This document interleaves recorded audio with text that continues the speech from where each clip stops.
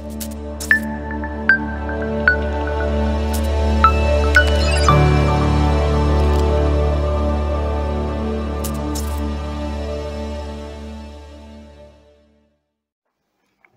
la famille, bienvenue sur la vidéo numéro 19 de Prestanet. Aujourd'hui nous allons apprendre les implications des conditions, c'est-à-dire nous allons écrire un programme qui va comporter plusieurs conditions et nous allons essayer de déguster cela. Sans plus tarder, nous allons essayer d'effacer notre ancien programme et essayer de déclarer trois variables. Par exemple, nous allons avoir int a, b et c. Voilà, maintenant nous allons voir ici, nous allons essayer de récupérer ces valeurs, de demander à l'utilisateur de saisir ces valeurs, et nous allons essayer de faire des comparaisons entre eux, essayer de voir est-ce que A est égal à B, est-ce que B est égal à C, est-ce que A est égal à C, et tout ça, essayer de voir les nombres que l'utilisateur va saisir et afficher des messages. Donc nous allons essayer d'utiliser les implications des conditions pour réaliser cela. Donc nous allons écrire ici, demander d'abord, écrire dans un premier temps un message qui indique à l'utilisateur de saisir un nombre, système.print Maintenant on va saisir le premier nombre. On va récupérer ça, on va récupérer le nombre et on va le donner à la variable a, juste avec clavier. On avait déjà importé ça, et il faut cette classe scanner pour pouvoir récupérer ce que l'utilisateur va saisir au clavier. .next int, désolé, j'ai un message. Nous allons essayer de copier cela pour gagner du temps. Ok, c'est maintenant on va coller, voilà, là on aura saisir le deuxième nombre et on va le donner à B. Ensuite là saisir un troisième nombre. Ok, et on va donner la valeur à C. Voilà, après cela nous allons essayer de donner maintenant de déterminer maintenant est-ce que A est égal à B, et est-ce que A est égal à C, ou est-ce que B est égal à C. Lorsque l'utilisateur va saisir, nous allons vérifier dans un premier temps est-ce que A est égal à B. Donc la dernière fois je vous avais parlé des conditions, mais je n'avais pas parlé de cette opération égale à B. Cette opération veut dire tout simplement A est égal à B. Si nous faisons juste A égale à B, cela veut dire que d'affecter la valeur B à A, et ce n'est pas l'opérateur de comparaison, ça c'est l'opérateur d'affectation. Donc pour utiliser l'opérateur de comparaison, il faut doubler l'égal. Donc A égale à B. If A est égal à B, tu nous mets ce message système. Oui, si A est égal à B, plutôt autant pour moi, nous allons entrer dans une autre condition pour encore vérifier maintenant. Est-ce que B maintenant cette fois-ci, est-ce que B est égal à C? Si cette condition est respectée, c'est là maintenant que nous allons afficher le même message qui dit que voilà, système.out.print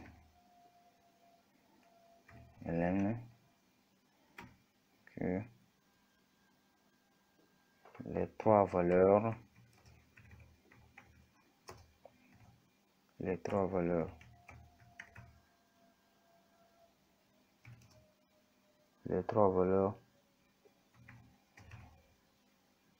sont égales.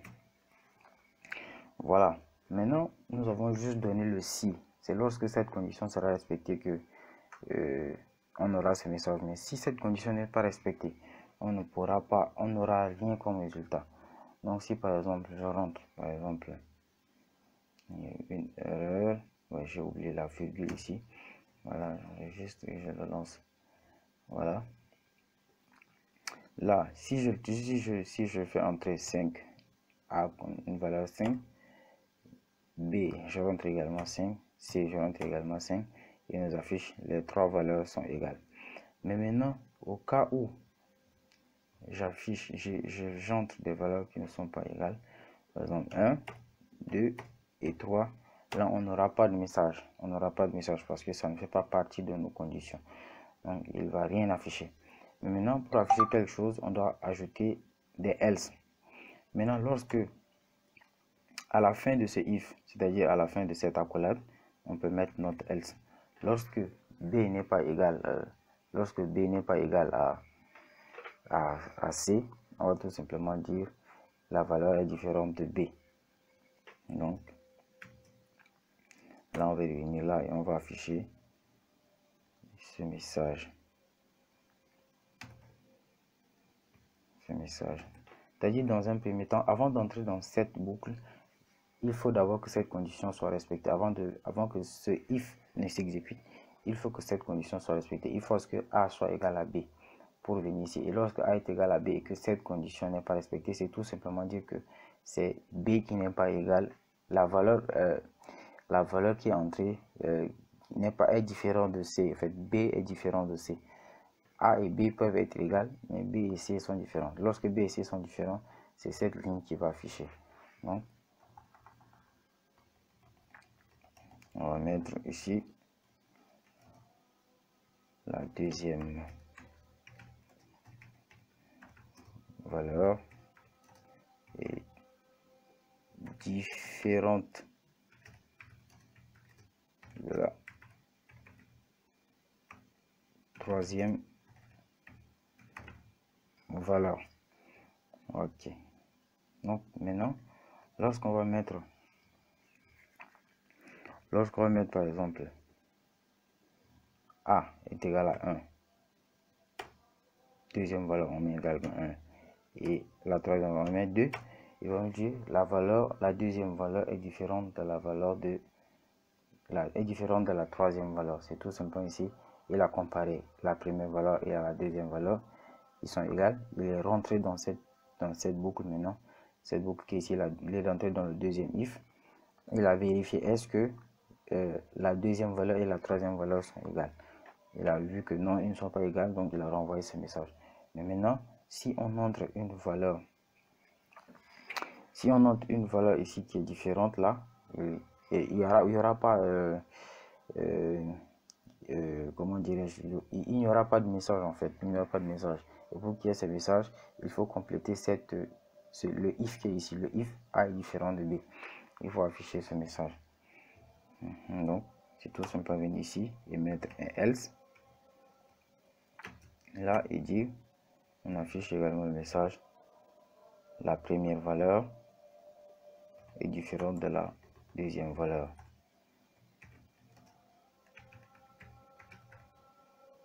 La première valeur